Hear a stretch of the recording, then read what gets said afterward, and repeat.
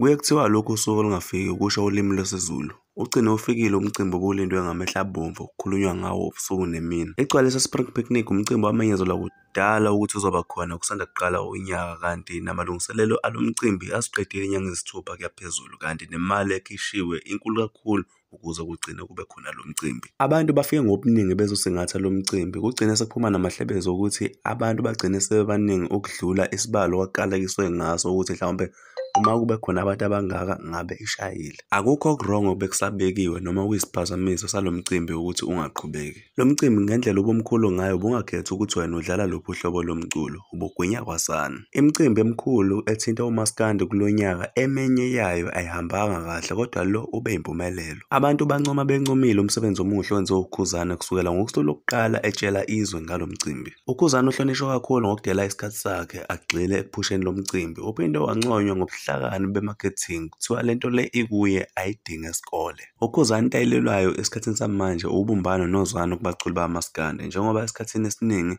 bahlezi bedala bhana ukuze kuhambe kahle ibhizinisi. Umfowakhuba uyaphikisana nalezo ngqondo.